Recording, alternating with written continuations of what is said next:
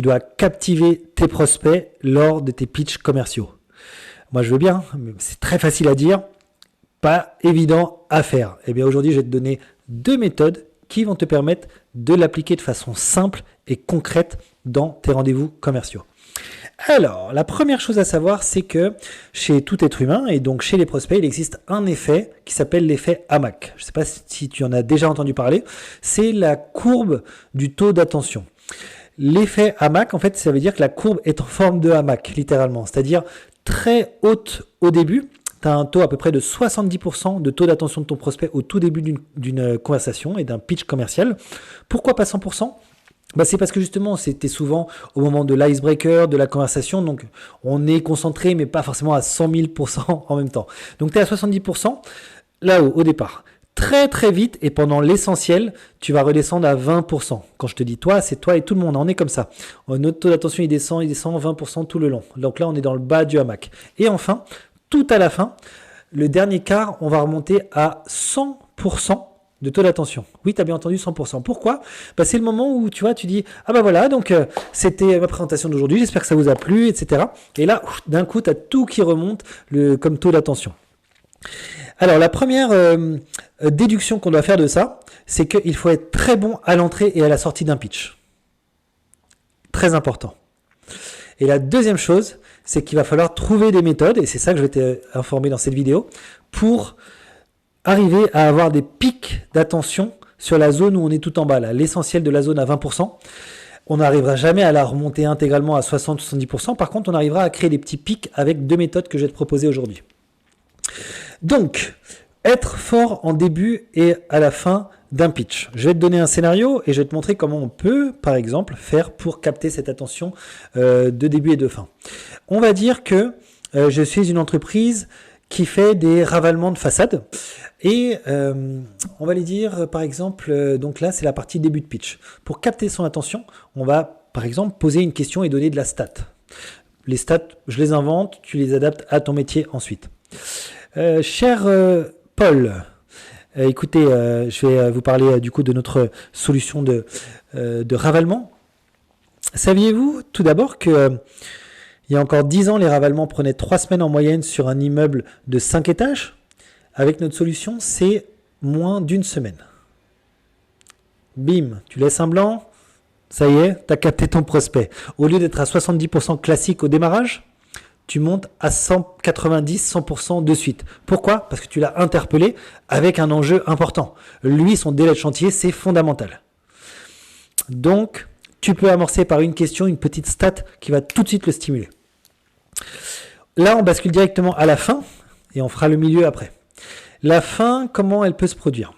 Eh bien, on peut rester sur cette même logique d'interpellation et de statistique qui est un bon format et, par exemple, lui dire ok, écoutez Paul, merci pour toute votre écoute. D'ailleurs, j'avais une petite question pour finir. Est-ce que vous savez, dans les assemblées générales de copropriétaires, est-ce que vous savez quelle proportion du temps occupe les discussions sur les ravalements aujourd'hui?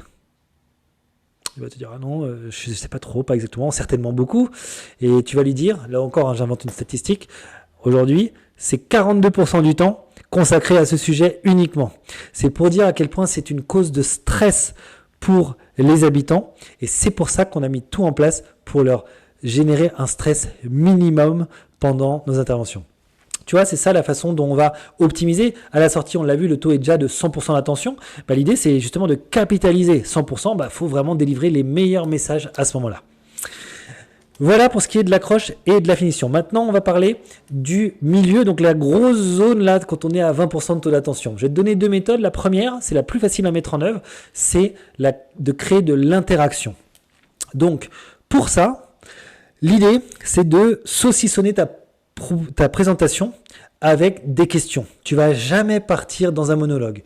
Les meilleures pratiques, c'est de limiter à 1 minute maximum ton monologue. Donc à chaque fois que tu te surveilles, tu dis ah mince, là ça fait plus d'1 minute que je parle, c'est pas bon, tu es en train de perdre complètement ton auditoire. Donc à tout moment, tu vas pouvoir lui dire sur n'importe quel sujet, ah, est-ce que ça vous parle? Est-ce que vous aussi vous constatez ça? Est-ce que vous avez déjà eu ce problème? Etc. etc.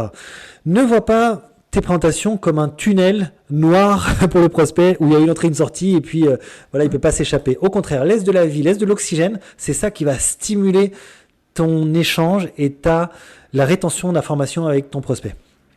Donc de l'interaction. Et puis la deuxième méthode, un peu plus délicate à appliquer, mais pas si compliquée que ça. Par exemple, soit tu as un support de présentation comme un PowerPoint où tu vas pouvoir noter des numéros directement dessus, soit plus simplement, tu as peut-être un objet que tu peux transporter en lien avec ton activité.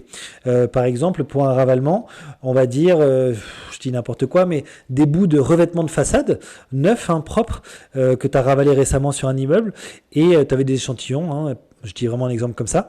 Tu as 3 petits échantillons faciles à transporter, tu vas mettre un numéro sur chacun d'entre eux. Ces 3 numéros, ils doivent correspondre à des chiffres cruciaux de ton activité qui vont parler au prospect.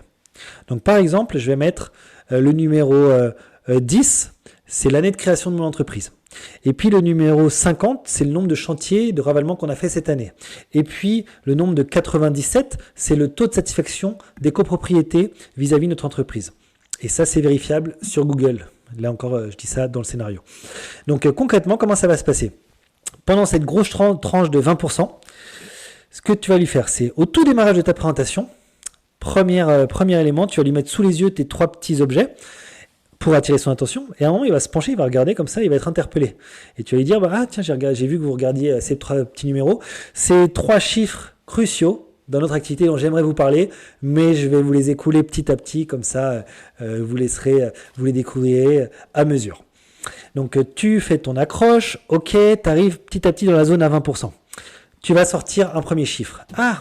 Tenez, pendant que je vous parle de ces éléments de notre entreprise, 10. Premier numéro, c'est justement notre nombre d'années d'existence. On a été fondé il y a 10 ans, pile.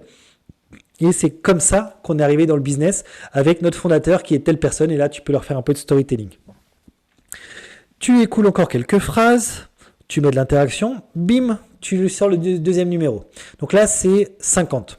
50, c'est le nombre de chantiers qu'on a conduits depuis le début de l'année. On intervient beaucoup en région parisienne, beaucoup dans le 75, donc dans Paris Intramuros, etc. Et là, tu construis ton discours pareil.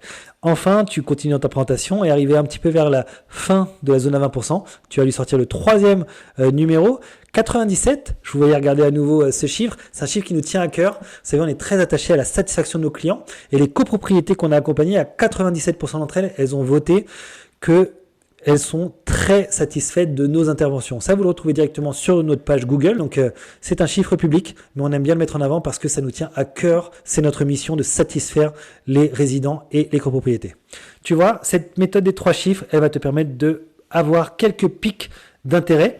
Ce qui a été mesuré, c'est qu'à chaque fois que tu as un pic d'intérêt comme cela, eh bien, tu gagnes entre 30 secondes et 1 minute d'attention supplémentaire de ton prospect. Donc, à ne pas négliger dans tes présentations.